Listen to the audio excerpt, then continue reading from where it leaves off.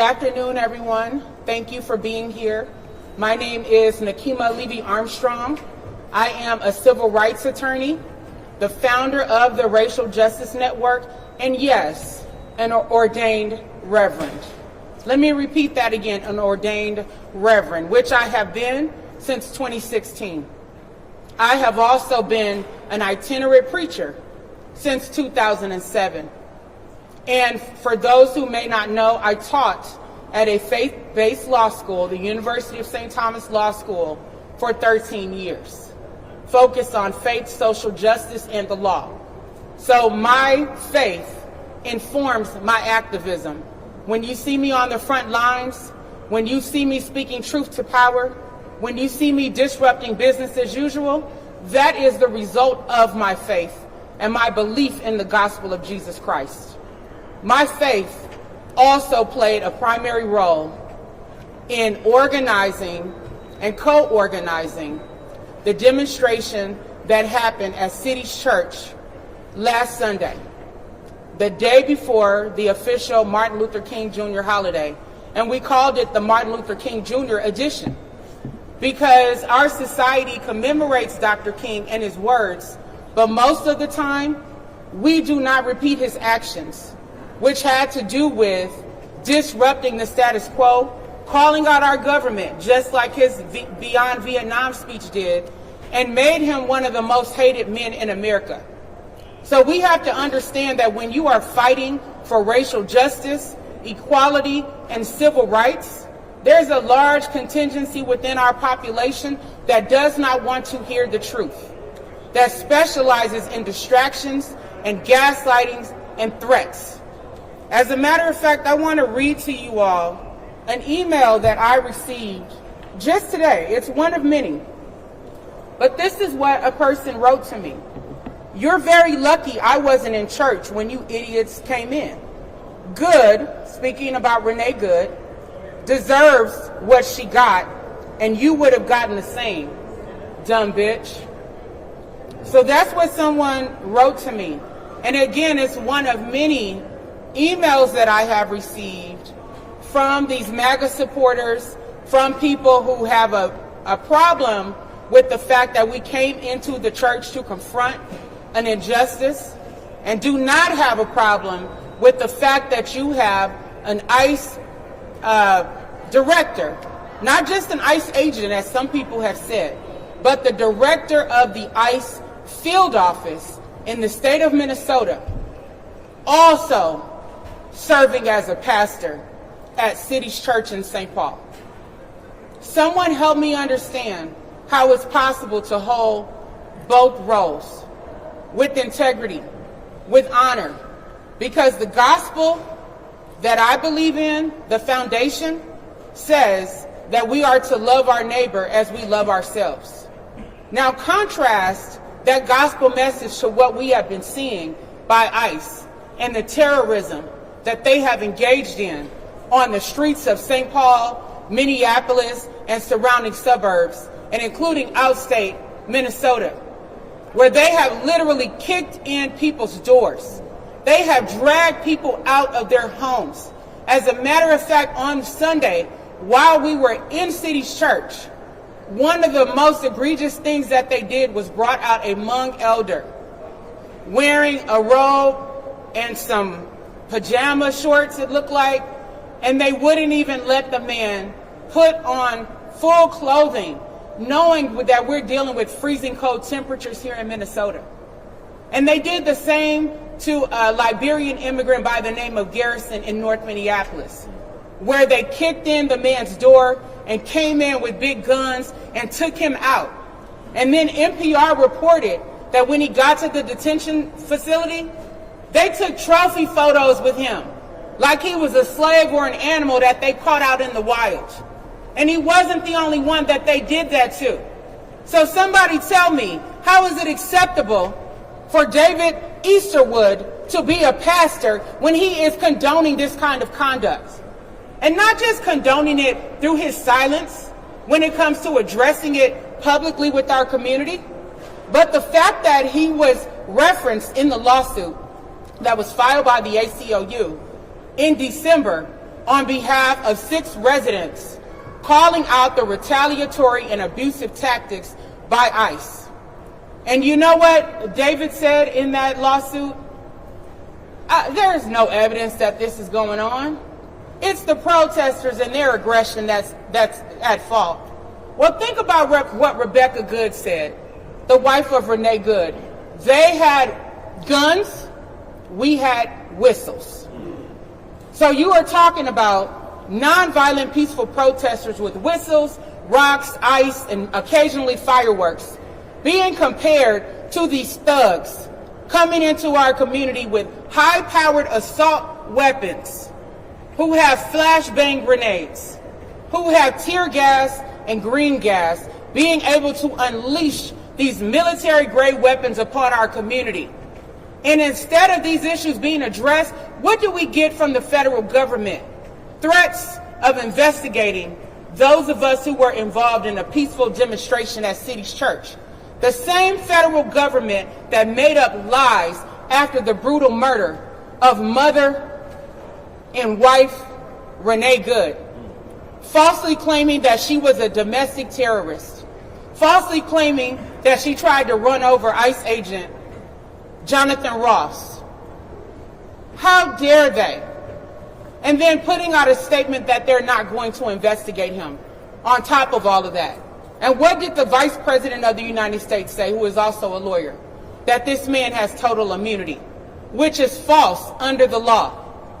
So these people need to be called out, and they need to be held accountable for continuing to assault the very people who are standing up for freedom, justice, and equality. This does not just affect immigrants. It's bad enough that it affects immigrants, but it also affects American citizens. And it doesn't matter whether they are adults or whether they are children. Think about the day that Renee Good was killed. That same day, ICE officers, federal officers, went to Roosevelt High School and they assaulted young people, pepper sprayed them and physically assaulted them. And then they tackled one of their staff members in front of these kids. Think about the family of 8 that was driving in North Minneapolis on the day that the Venezuelan national was shot in the leg. On that day, as that family was driving, so a mother, a father, and 6 children, ICE agents unleashed military-grade munitions on that family's vehicle, causing a flashbang grenade to go under their car and tear gas to go into their car. 2 of their children had asthma and could not breathe. But even worse, a 6-month-old baby lost consciousness during that attack. A 6-month-old baby, an innocent family, because of the lawlessness and the recklessness by ICE. Now think about that. And then you think about the board of City's Church. Instead of them saying, you know what, we made a mistake. David Easterwood should not have been allowed to continue to remain as a pastor on our roster at this church in light of all of the abuse and harm being levied by ICE, if they were true to the gospel that I just referenced. But instead, what did they do? Issue a statement calling protesters lawless. That's the kind of gaslighting that we're dealing with here. It's unconscionable and it's unacceptable while human lives are at stake. So today, we are calling for the resignation of so-called Pastor David Easterwood from City's Church. We are asking City's Church to operate in truth and integrity and the true meaning of the gospel, and to recognize that David Easterwood's dual role as a pastor and as the director of the ICE office is a most definite conflict of interest, and it cannot stand. Thank you. So with that, I am calling up next Monique Cullors-Doty, who is the co-founder of Black Lives Matter Minnesota and one of the co-organizers of the demonstration that we held at City's Church on Sunday. Let's welcome Monique.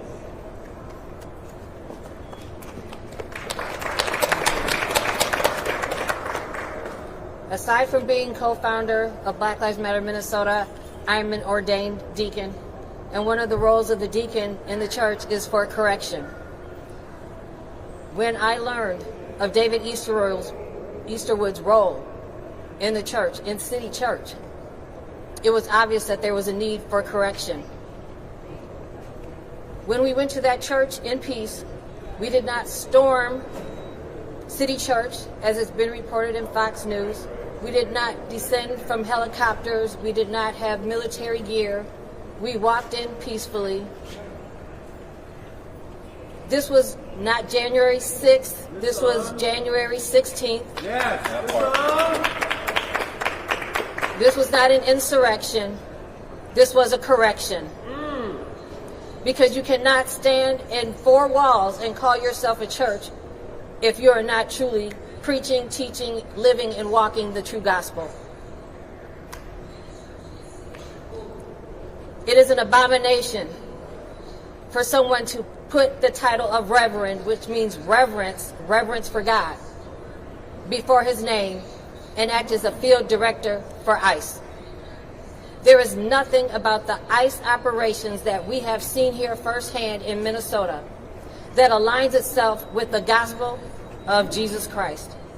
There is not a teaching in the Bible that supports what is happening with the immigrant community here, what is happening with peaceful protesters, what is happening for those who are standing up for the rights of others, for those who are putting their bodies on the line, for those who have taken wrongful arrests and wrongful detentions. There is nothing in the Bible that supports what ICE is doing. And it is absolutely hypocritical for David Easterwood to be in the role as a director, a field director for ICE in Minnesota, and stand in the pulpit and proclaim the gospel. It is sinful at best. And for the church to continue to support that is problematic as well. I don't know what Bible they are reading. I don't know what pages they decided to skip, but it's not hard to find what Jesus said. You can find a Bible where Jesus' words are highlighted in red if you don't care to read the entire book. But it does not condone what ICE is doing. And I denounce David Easterwood as a minister of the gospel. I denounce him as a legitimate vessel of God, and I denounce him as someone who is able to bring people to the cross in truth, in integrity, and in honesty. I don't know if he's assigned his field agents when they kick in someone's door to hand them a tract to tell them about Jesus. Is that what he's doing? I don't know. But what I can see right now is that there is a church of people that are being led astray. From the response when we were in the church, there was no surprise about David Easterwood's role. As a matter of fact, they tried to deny it.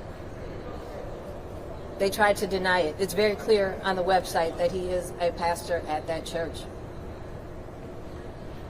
And when I say they were not surprised, it leads me to believe that there needs to be a further investigation into the other pastors of the church and how many other members of the church are actually ICE agents. Because birds of a feather flock together. That people who are walking in the fruit of the Spirit, who are walking in discernment, would know and understand and recognize the spirit of evil that has to be operating within that body. There is no way that someone who is grounded in the Word is going to just sit by and just sit and enjoy a song that's played over the speaker, as we heard during the service, and not question, not pause to question, why were these protesters here peacefully, hands up, don't shoot, chanting justice for Renee Good, chanting justice for our immigrant community, chanting in the name of Jesus because it is what was righteous. And the pushback that we are getting is absolutely ridiculous. For people who are saying, oh, they shouldn't protest in the church, what do they think Jesus did when he turned over the tables in the church? Gentle words and gentle means are for gentle people. There is nothing gentle about ICE, and there is nothing gentle about an ICE field director. So we came and we did what was necessary. And hopefully this opens up a greater conversation for the Southern Baptist Convention, which has already been debating and struggling with immigration and its stance, which is crazy in and of itself, that they would choose half to ignore the Bible and the other half to call for stronger immigration laws. Well, let's be clear. Let's imagine, how hard was it to come through Ellis Island for their ancestors? Not hard. So I say this, standing in solidarity with my other organizers and the other protesters that showed up with us. We stood on the side of what was right. We stood up for our immigrant community, and that's what we all need to do. So when we see other people wrongfully under attack, no one should just sit by idly. Come out of the comfort of your home. Come out in the streets. Find your place and see what you can do to organize, because it's going to get worse before it gets better. Thank you. Thank you, Monique. So as you can see, 2 faith leaders were responsible for co-organizing the demonstration that took place on Sunday. And I have to say that I'm really disappointed overall in our faith community.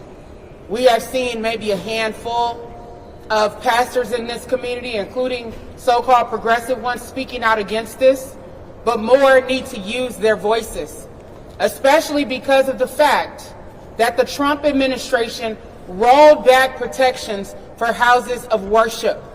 That is something that the media has completely missed. They sent out guidance saying that ICE agents can enter houses of worship with a warrant.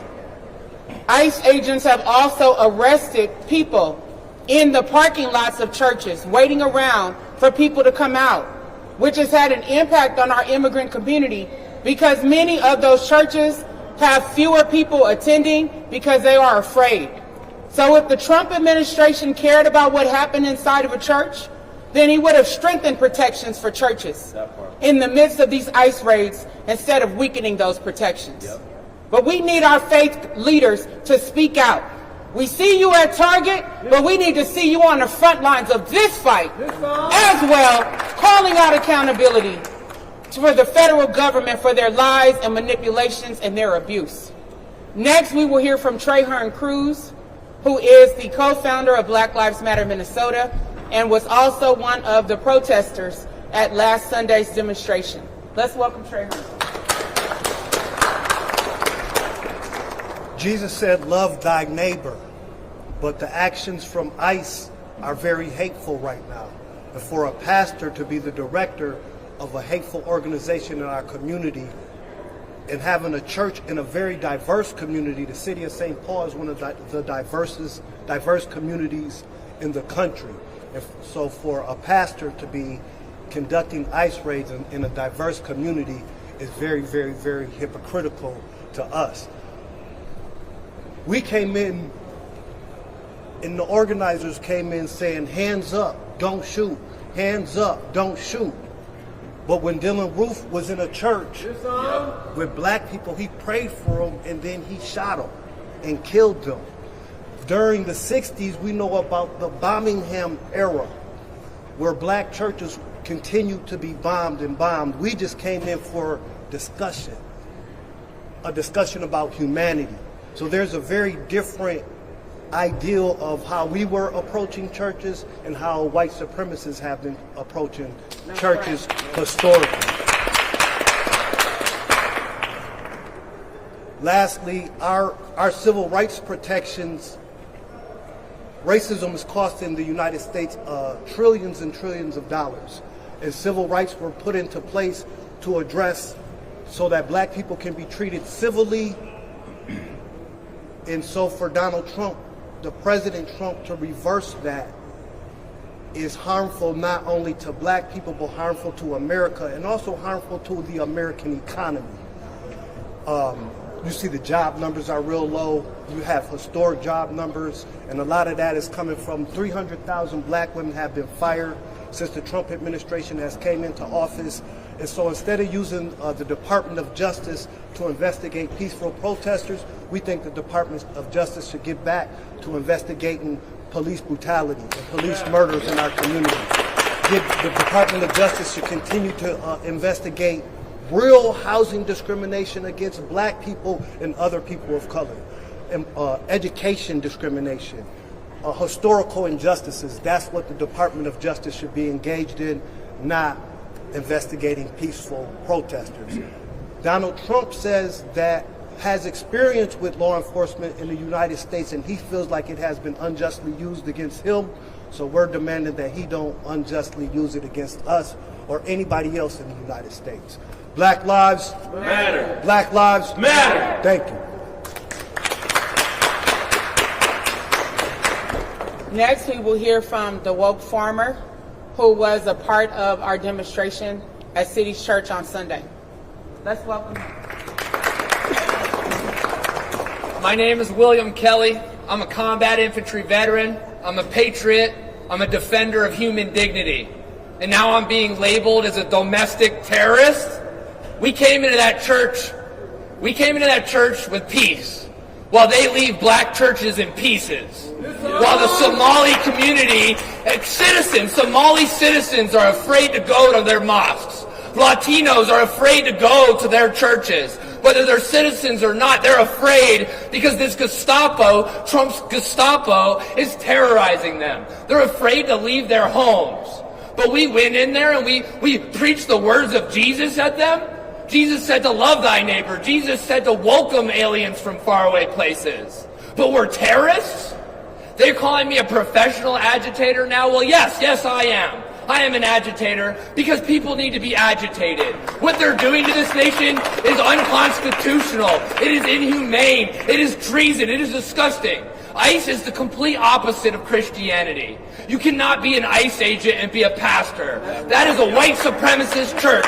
As long as that pastor is allowed to preach there, it is a hateful church. Those are not Christians. Those are evil people if they support that. So we will continue to fight. We will continue to stand up for our black, Latino, and all communities because we care. Because we care about humanity. Because we care about the Constitution. And I'm getting hundreds and hundreds of death threats since that protest on Sunday. And I just want to say I will not be intimidated. I will continue my mission for peace. I will continue my mission to stand for the Republic, to stand for the Constitution, to stand for humanity. All power to the people.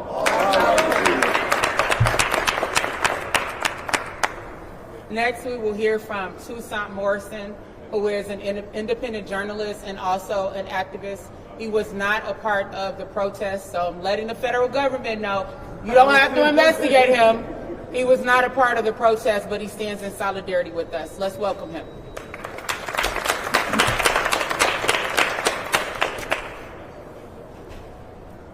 My name is Toussaint Morrison, and I was baptized in a New Orleans kitchen sink by an Irish Catholic woman named Carol Van Dusen. And I don't know any situation where she would say that harboring an ICE field officer who also works at a church is something that Jesus would stand by.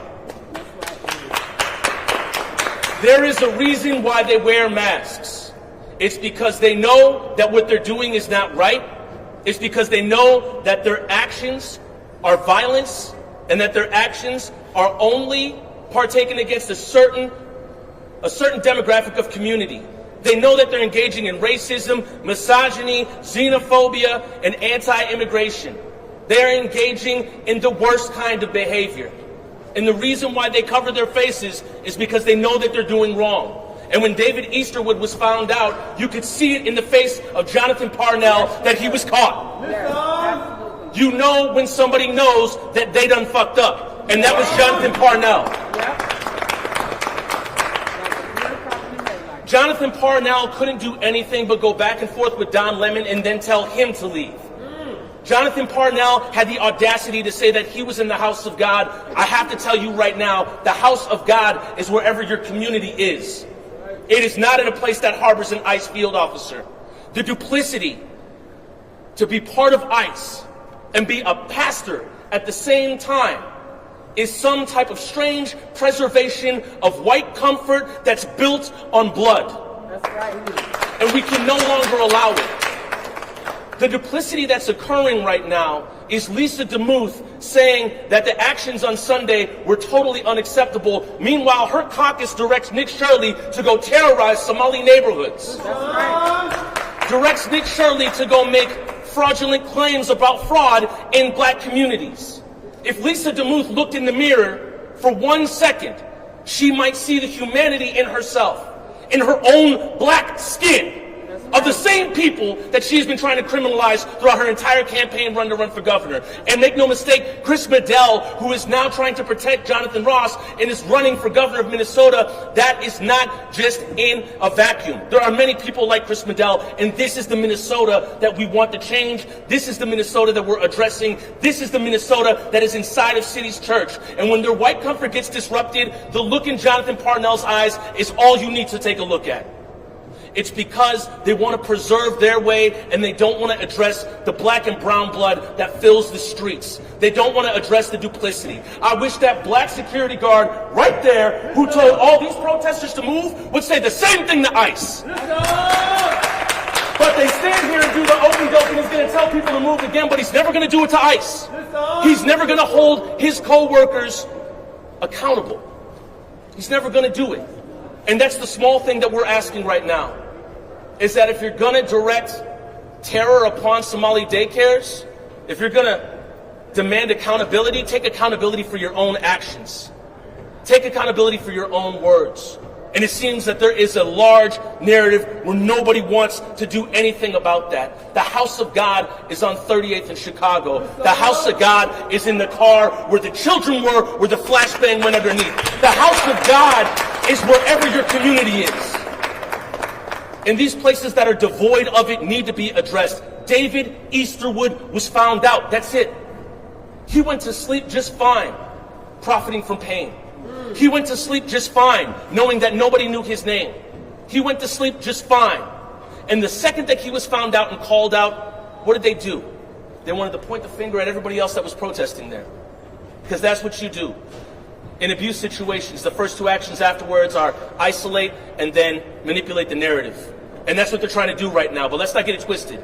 David Easterwood needs to step down from City's Church, and then the rest of these ICE agents need to be held accountable for the murder of Renee Good and for the shooting of a community member on the north side and for almost killing a 6-month-old child. All power to the people. All power to the people. Next, we will hear from Michelle Gross, President of Communities United Against Police Brutality and a longtime advocate for accountability. Please welcome her.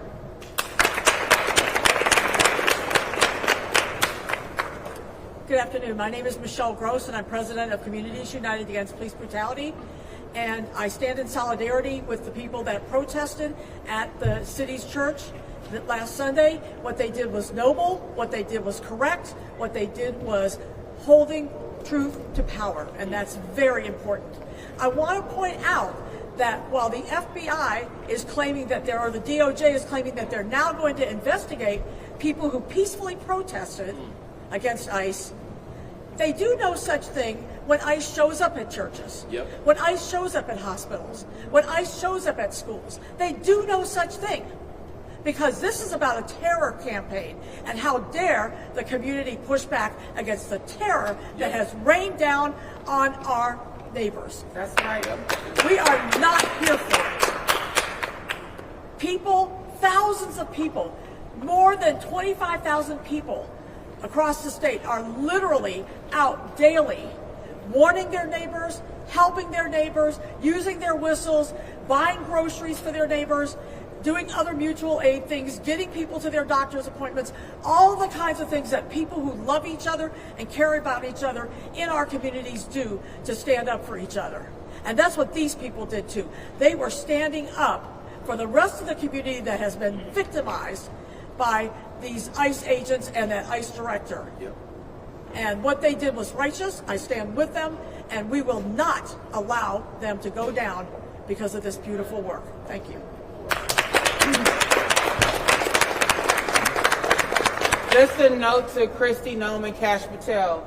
Michelle Gross was not at the protest, so you don't need to investigate her. But who you do need to investigate is Jonathan Ross for the killing of Renee Good.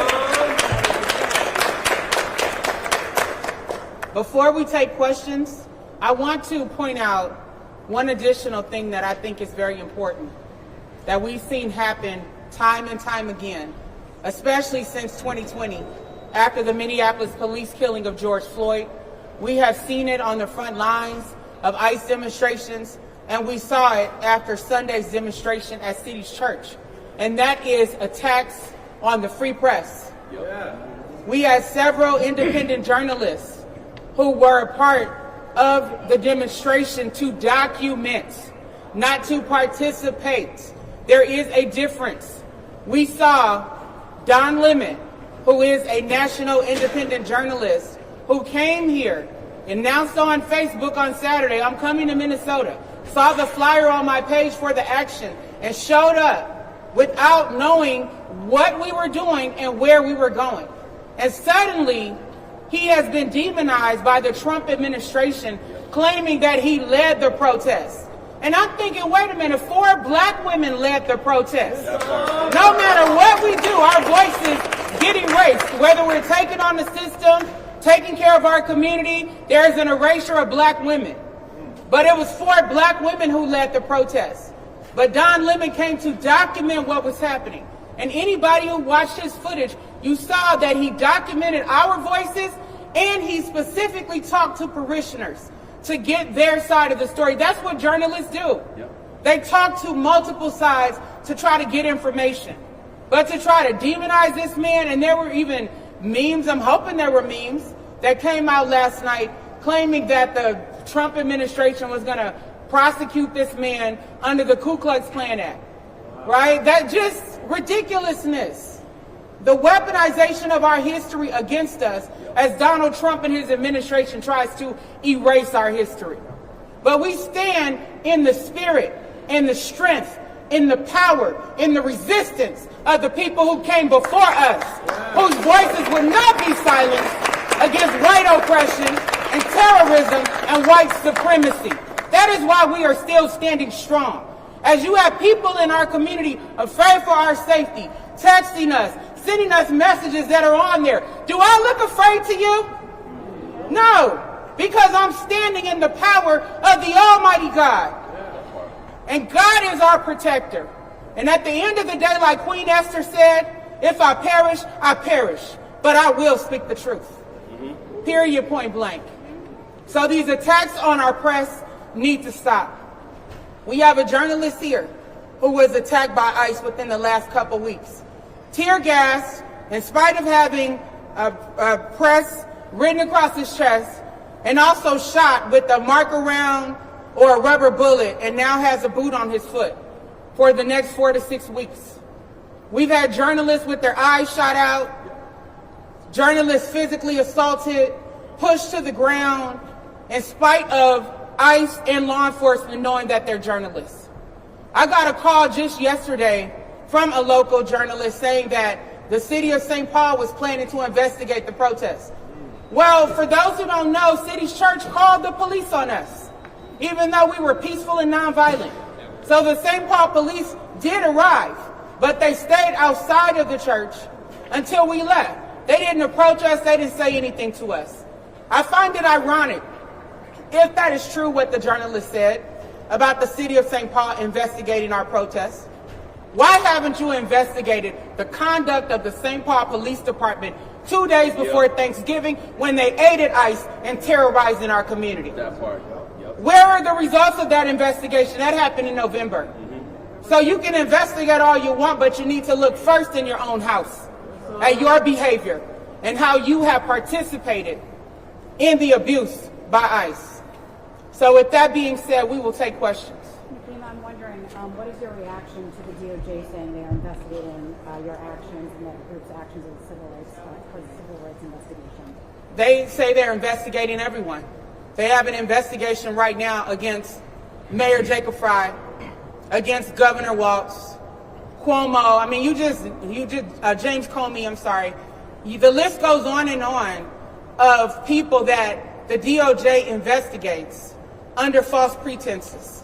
And yet, we're asking you, investigate Jonathan Ross for the killing of Renee Good. Why isn't that the headline? When you all know that we're being gaslit by the federal government, why do you keep running with headlines from a federal government that is corrupt, that lies to the people, that unleashes these beasts upon our community to attack vulnerable individuals? And when you're gaslighting, you normalize this authoritarian behavior. So that is my response.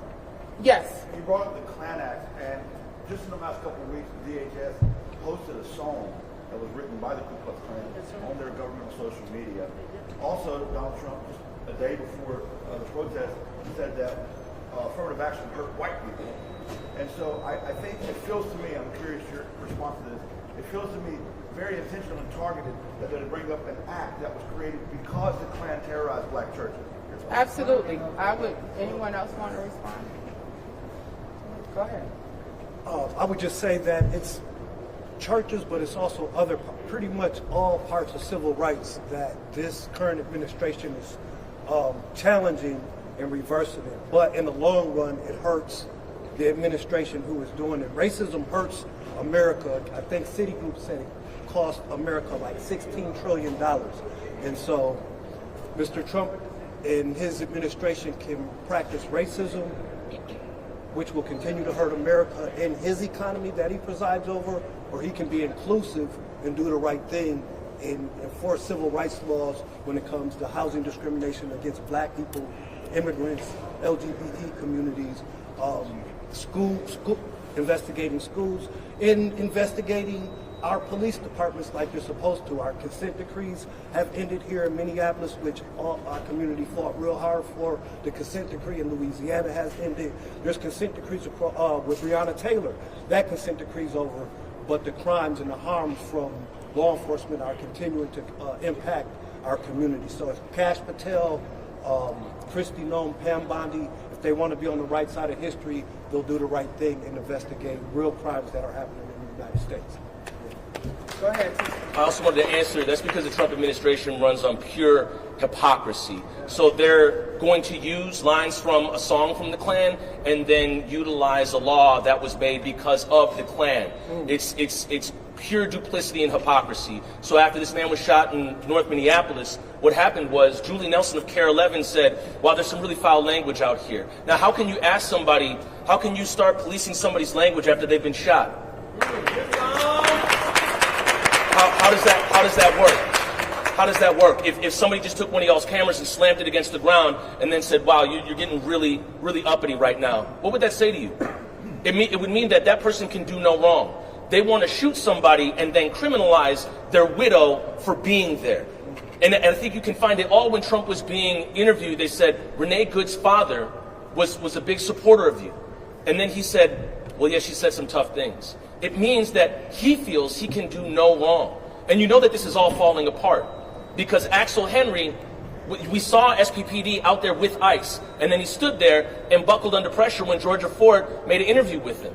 And he kept saying, well, you know, I think these people are making some wrongful accusations. Georgia Ford says about what? He says, oh, you know, I can't talk about that. That is the type of cowardice and the type of hypocrisy that we're not only seeing in the Trump administration, we're seeing it in major media outlets. And I'm going to finish on this. There's three parts to Minnesota. There's one group that is being overtly racist and being loud and proud about it. Chris Bedell, i.e. There's a second group that's being very racist but wants to be quiet about it and doesn't want anybody to hear about it, i.e. City's Church. And then there's a third group that's tired of getting shot and then being told to shut up. Those are the three groups. And when Toussaint just said SPPD, he's referring to the St. Paul Police Department.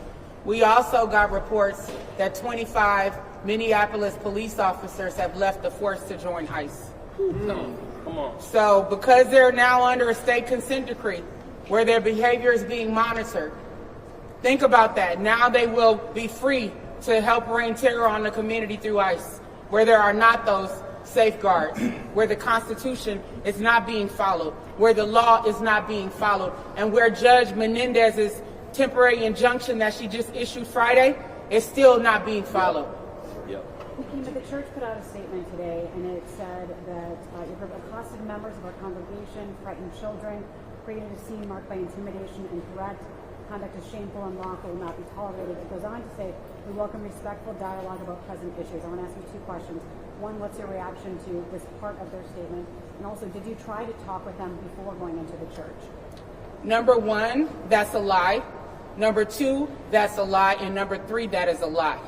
To have a church sitting here perpetuating lies to try to criminalize nonviolent peaceful protesters is on brand for why they would have a pastor doubling as the director of ICE in the state of Minnesota. The reality, if anyone watches any of the videos from any angle, what will you see? Nonviolent peaceful protests. I got this information on Saturday. We went into the church on Sunday. And when I stood up after this is what the pastor prayed. Dear Lord, we pray as part of his prayer that you will chasten us and that you will help us to get our house in order. And then he finished his prayer. And then I got up from my seat and I said, excuse me, Pastor, did you just pray that you want God to chasten you and to help get your house in order? And he said, correct. And I said, well, help me understand. How is David Eastergood both a pastor and an ICE agent? As soon as I mentioned his name, he started yelling, shame, shame. That was an opportunity for open dialogue right there in front of the entire congregation where he could have addressed it. He was not interested in addressing it. When I looked into his eyes, just like Tucson said, he looked like a deer caught in the headlights. So I knew full well that he knew that David Easterwood was playing both roles as a pastor and as the overseer for ICE in Minnesota. So no, they weren't serious about dialogue. At no time did he try to engage in dialogue.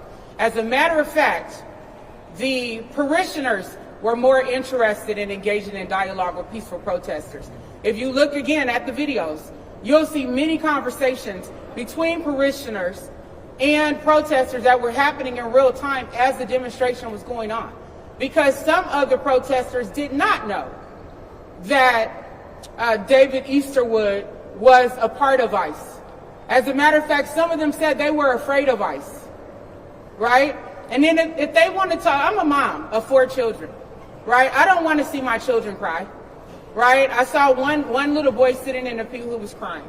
I had the husband of a progressive pastor that night come onto my Facebook page and say, there were children crying, and they were afraid, and, sitting in church when you guys were there. I said, there are children in their own homes, sitting there afraid because ICE has kicked in their door, has held their family at gunpoint, forced them out, dragged them into the street, cut women out of seatbelts and pulled them out of cars and bashed their windows. There were kids at Roosevelt afraid when ICE members tackled them and pepper sprayed them. Now you tell me what's the difference. So please don't go there. Another gaslighting question if you ask me, and I'm not here for it. Yes. Real quick, just to clarify, should ICE agents, ICE officers, should they operate in any church in any capacity? Absolutely. I do not believe that they should. If the church is a sanctuary and a sacred place, as the Trump administration has pretended that they believe that it is, why would Trump deliberately roll back protections for churches under his administration? Why wouldn't he strengthen those protections? So, Michelle, do you want to add to that? Well, I think, just to validate and say what you say, ICE, as far as I'm concerned, shouldn't operate anywhere. I'll start with that. I think we should abolish ICE, and that is my position. That said, they most definitely have no business being in churches, in schools, in clinics, in hospitals. Any place that has been a protected place previously needs to go back to being a protected place. And I want to say one more thing. You know, the DOJ is so interested in investigating a few peaceful protesters who told truth in a church, but they haven't done anything to investigate the more than 24 mosque bombings and attacks on mosques that we have experienced in the state of Minnesota. Minnesota has more attacks on mosques in our state than any other state in the country by far. And this administration, this DOJ has done nothing to address the vandalism against these mosques and the bombings and the fires and all of the horrible things that have happened in those mosques. And that's because they're racist and they're not interested. It's not about religion for them, it's about race and about backing up white supremacy, and we are not here for it. Thank you. I wanted to say one thing. I'm sorry. Renee Good's children are crying. As they talk about children was crying in the church, Renee Good's children are crying. They would never get a chance to see their mother again.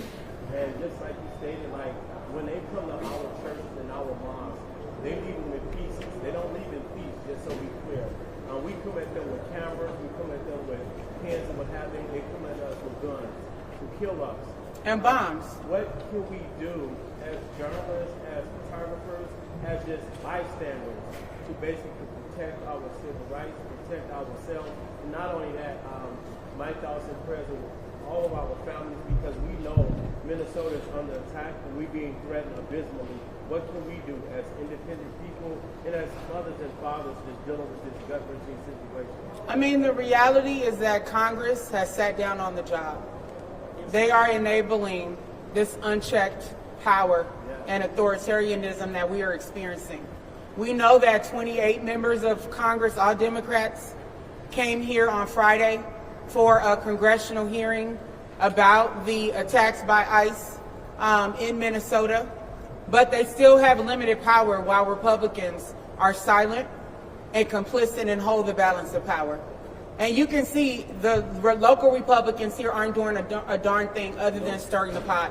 They ought to be ashamed of themselves for allowing this to happen, for condoning it, and for helping to facilitate it, as was mentioned earlier by Toussaint Morrison. I would say on a state level, of course, our state government can use the power of law enforcement anytime, just like they do against citizens. They can direct the local police department, the state troopers, the sheriff's office, they can direct them to arrest ICE agents who violate the law. But not a single one has been arrested. That gives a signal that they can act with impunity. That's part of the problem. So the best thing that we can do is remember the mantra. Who keeps us safe? We keep us safe. Who keeps us safe? We keep us safe. Yes. Face for these charges. I did not block them from, their service. They welcomed us in. They never asked us to leave. The police never came in and removed us. So we didn't stop their service. In fact, people were still praying the entire time. The music was still playing the entire time. So, Pam Bondi, you want to come and arrest me? You want to come and give me charges? So be it. And for all the people giving me death threats, threatening my life, kill me. Go ahead, kill me. Because you know what? As Fred Hampton said, you can kill the revolutionary, but you can't kill the revolution.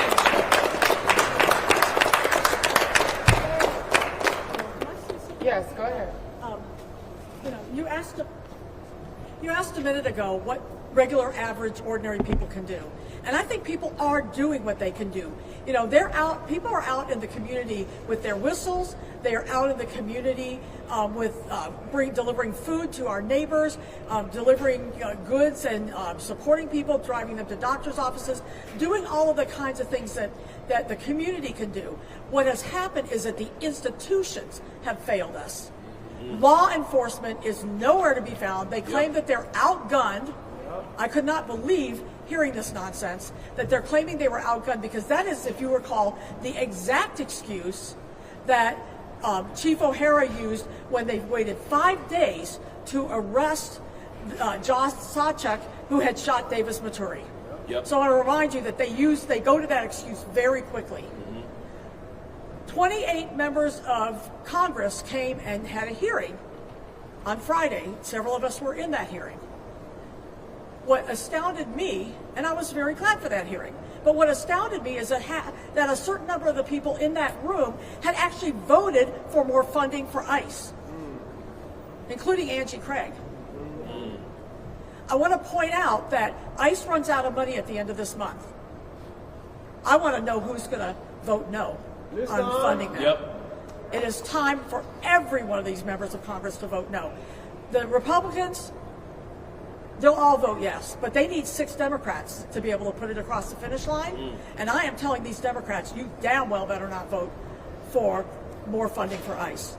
It is time for them to lose their funding and get the hell out of our city. That's right.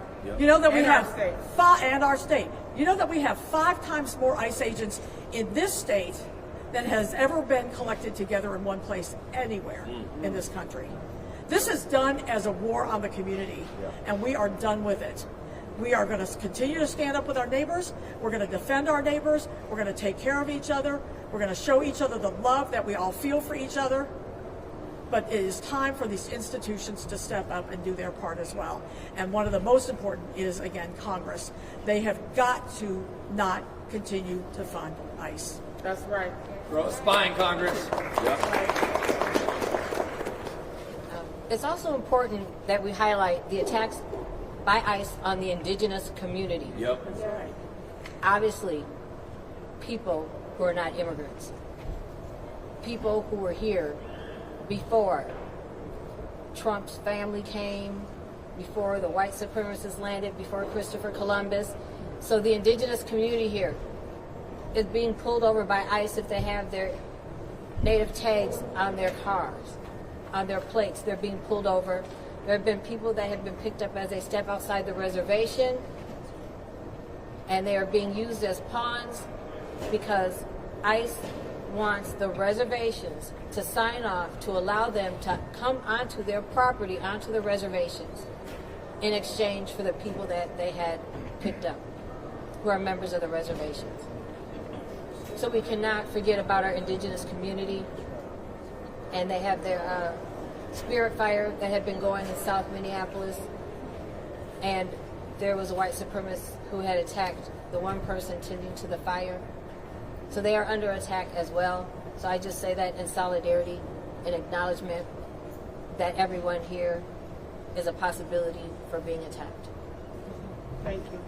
Are there any last questions? I just want to ask a quick question. What about when ICE agents detain the individual and get them in a bag and find out they are citizens and then offer them a bonus to find someone that's not a citizen? What do you guys think about that? Well, that was testimony that we heard on Friday during the congressional hearing from one of the U.S. citizens who was kidnapped by ICE and brought to the detention center for 9 hours.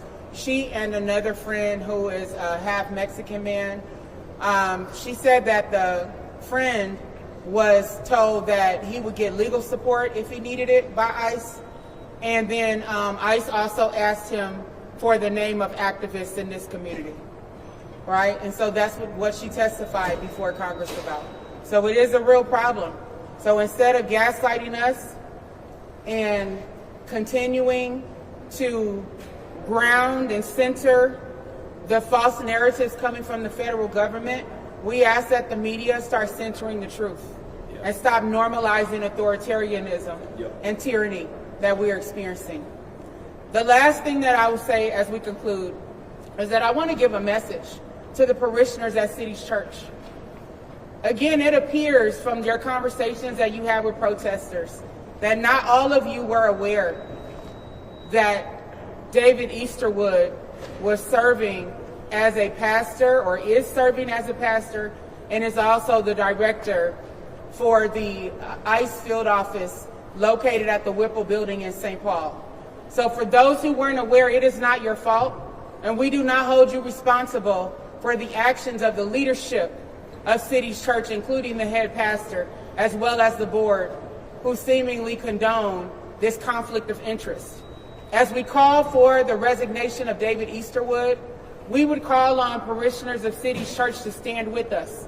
Place calls to the leadership of your church and let them know that you are not in agreement with a pastor who is supposed to be preaching the gospel and the good news, being the head of this brutality and terrorism being unleashed by ICE agents on our community. So we ask that if you are a true person of faith and a person of good conscience, that you would join our cause in demanding this resignation and demanding an end to the abuse by ICE, and that they leave Minnesota immediately. Now here is a quote in the words of Dr. King, as we just celebrated his birthday yesterday. In the end, we will remember not the words of our enemies, but the silence of our friends. Thank you, and God bless you.